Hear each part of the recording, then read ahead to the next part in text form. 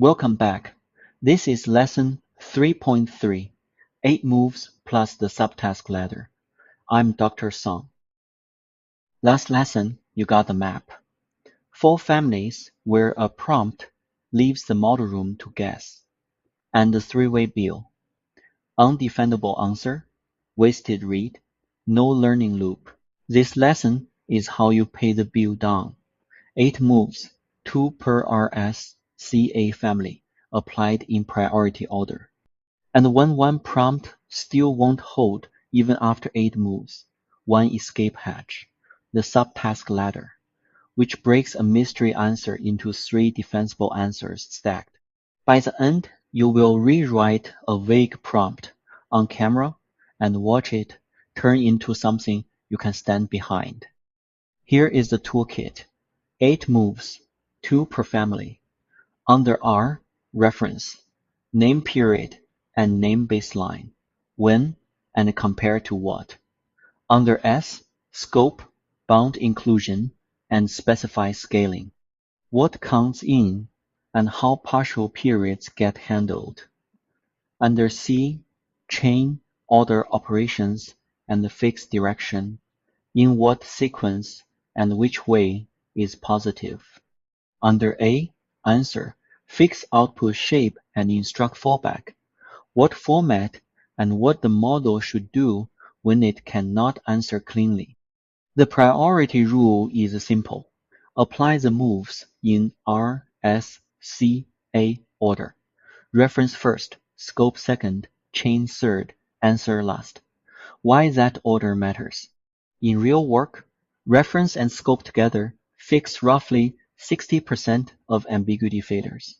Because if you haven't said which period and what's counted in, nothing downstream can land right. Chain matters most once R and S are clean, because only then can sequence and sign be judged. Answer closes last because format is what turns a correct internal computation into a deliverable you can hand someone. And here is the framing that runs under every one of the 8. Each move is not just an accuracy fix. Each move closes a specific defensibility question a reviewer can ask you later. Name period closes. So which quarter did you mean? Fix output shape closes. 5. What percentage points or percent of the prior value? 8 moves means 8 questions you can answer if someone asks. That is what you're buying with every move you apply. Watch. 1 content creation verb, write plus 2 anchor numbers. But no horizon, no mortgage rate, no rule for which costs count, no order for applying tax, no sign convention on better, no output format. Every missing piece is a silent choice across R, S, C, and A. Claude commits. Content verbs commit more reliably than analysis verbs and produces a structured analysis. Watch what it silently fills in. Count what landed. 20% down, 6.8% mortgage rate, 3.5% appreciation, 7% return on the down payment, 10-year horizon. All-in monthly buying cost, $4,900, $1,700 above rent in year 1. Break even around years 5 through 8. Buying ahead at the 10-year mark. Every one of those outputs hinges on the silent inputs above. And the output shape itself, sliders, summary panels, a cumulative cost line chart, was also a silent choice. You did not ask for sliders. Claude picked the container, fluent, helpful, undefendable, good for brainstorming, not something you would sign. Moves 1 and 2 close reference. Move 1, name period. State the exact time window. Not overtime, not long run. A dated horizon, 10-year horizon ending December 2035. That one phrase pins every downstream number to a specific end date and cuts off the model's ability to silently pick its own. Move 2, name baseline. State what you are comparing against. For a buy versus rent question, the baseline is the rent scenario. So you have to state it. Continuing to rent at $3,200 a month with a 3% annual escalator. Without the baseline, better has no referent. With it, the comparison has a mathematical answer. Move 1 closes a reviewer asking which horizon did you assume. Move 2 closes compared against what. 2 moves, 2 closed questions. Already more defensible than the two-fact version you just saw. Moves 3 and 4 close scope. Move 3 bound inclusion. Name what counts in and what counts out. Buy side, mortgage, property tax, insurance, maintenance, opportunity cost on the down payment. Rent side, rent, renter's insurance, return on capital not committed to a down payment. And what you are not including, projected home appreciation, for instance. Leave it open and the entire answer pivots on the model's silent average. Move 4. Specify scaling. For partial periods, state the rule. Prorate a partial final year to exact months. Do not annualize. If a reference is missing, mark it. Do not extrapolate. Move 4 is small in most prompts and low-bearing in a few, the ones where the model would otherwise hide a scaling assumption inside a fluent sentence. Move 3 closes, did you include maintenance? Move 4 closes, how did you handle the partial year? R plus S together is the 60% rule. Stop after moves 1 through 4, and you have already fixed most vague prompts most of the time. Moves 5 and 6 close chain. Move 5 order operations. State the sequence. Compute gross cash flows first. Then apply the tax layer, marginal rate 32%, then produce the net number. When you don't state the order, the model picks one, and different orderings can produce net numbers that differ by thousands over the horizon. Move 6, fix direction, state the sign convention. Positive net position means buy is cheaper, negative net position means rent is cheaper. Without this, the model will produce a signed number, and the narrator of the answer will choose which direction to interpret as good on the fly. Sometimes positive is improvement, sometimes negative is. Whichever way it lands, if you have not declared the convention in the prompt, you cannot defend the sign downstream. Move 5 closes, which order did you apply tax before or after discounting? Move 6 closes is a negative number good or bad? Moves 7 and 8 close answer. Move 7 fix output shape. State the format, units, precision, and structure. Not give me the analysis. Instead, a 10-row cash flow table rounded to the nearest $100, assigned 10-year cumulative, the break-even year, and a recommendation capped at 120 words. That is a shape you can verify. Count rows, check the sign, read the paragraph. A fluent essay is a shape you cannot verify. Move 8. Instruct fallback. Make I don't know a legal answer. If an input isn't determinable from what you stated, the model says not available in source. This is the highest leverage move on the list, because it shuts the hallucination door on anything you didn't specify. Every other move closes one family. Move 8 closes all 4 by forbidding the model from filling gaps invisibly.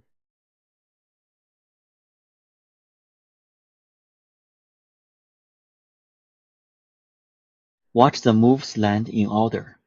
Move 1. Name period 10-year horizon ending December 2035. Move 2. Name baseline continuing to rent at 3,200 base with 3% escalator. Moves 3 and 4. Bound inclusion and specify scaling, Every line item on both sides, including what I exclude, plus the prorate rule for the partial year.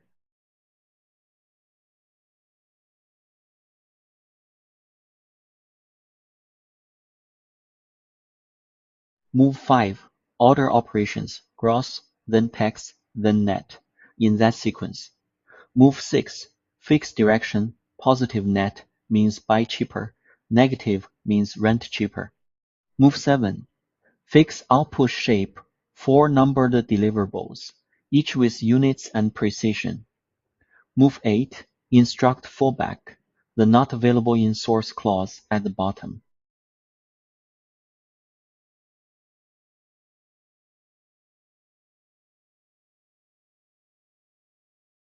Look at what landed, a 10-row table, a cumulative of minus 127,000, rent cheaper by that amount over the decade.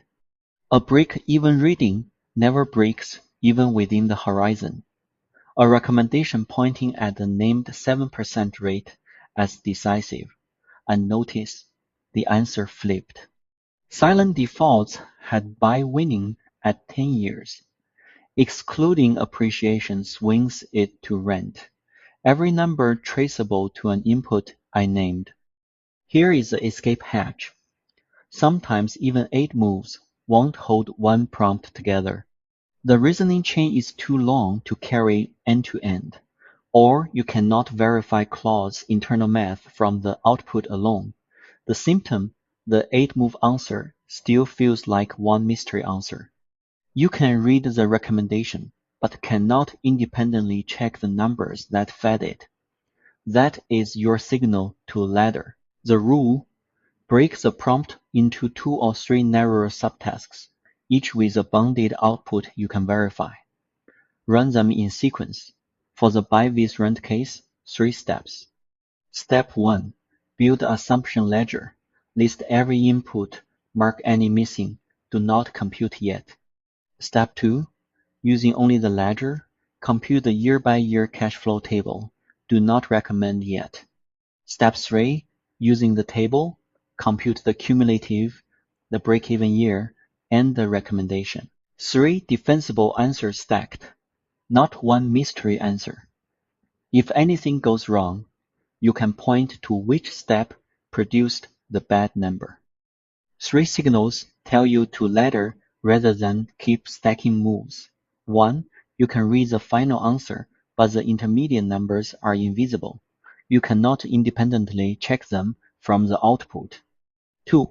You ran the same 8-move prompt in 2 fresh sessions and got different final numbers. That's a sign the single prompt chain is too long, not that the model is broken. 3. The task naturally has a data then compute then recommend shape. If it does, let it have that shape on screen with 3 separate responses you can inspect. Any one of those 3 signals, and the right move is to ladder, not to stack a 9th move. Now watch me do it live. Step 1. The assumption ledger.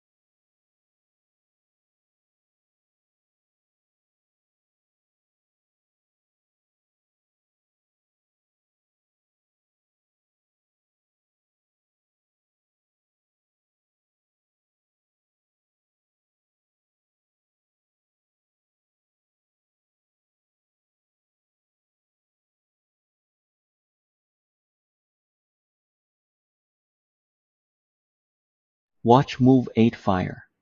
Cloud flags 4 items as not specified in source. Closing costs, selling costs, HOA, inflation escalators. Then, volunteers that closing and selling costs alone could shift break-even by 2 to 3 years. That is fallback doing what it is designed to do. Step 2. The cash flow table.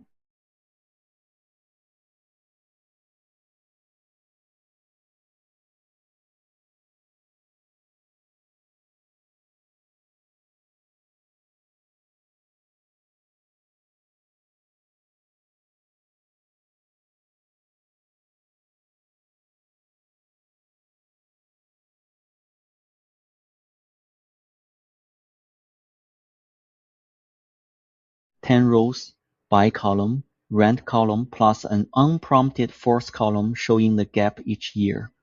20,000 in year 1, narrowing to 19,000 by year 7, then flat.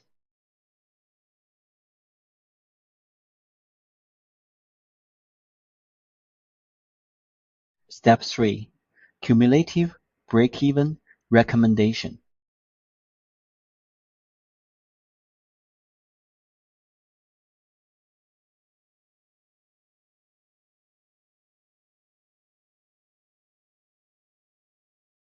Three answers. Three defensible answers. Cumulative minus 193,000. Rent cheaper by that amount. Never breaks even. And watch. Clause pros at step 3 inverse rent and buy labels, while the table totals are right.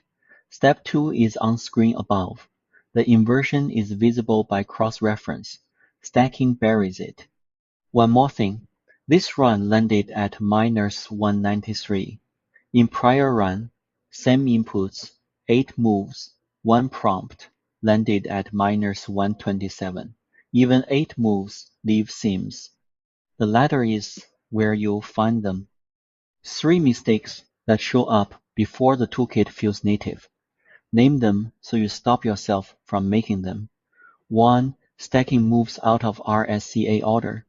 People reach for fixed output shape first because formatting feels fixable. It is. But if reference and scope are still open, no format in the world saves you. Apply in order. R and S first. 2. Stacking when you should ladder. Piling a ninth and tenth constraint onto a prompt that is already long enough that you cannot verify it. If the answer is a fluent single mystery, more constraints won't make it less of a mystery. Break it into subtasks instead. 3. Skipping move 8.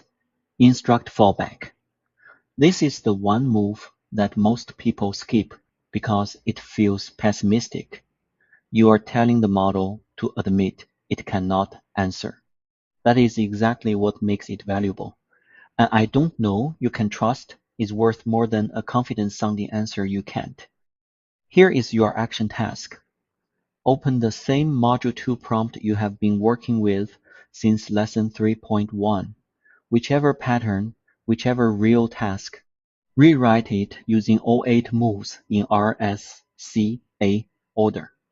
Name period first, name baseline, bound inclusion, specify scaling, order operations, fix direction, fix output, shape, instruct fallback, then run the before and after in fresh cloud sessions. Capture the outputs, compare them. If the 8-move rewrite still feels like a single mystery answer, if you cannot independently verify the intermediate numbers, break it into 2 or 3 subtasks and run the ladder. Capture those outputs too. Post one paragraph to the week 3 discussion board. Name which moves were load-bearing, which felt optional, and whether you ended up laddering. Next, state back and 3-run empirical check. Force Claude to restate your interpretation before answering. Run the same prompt 3 times.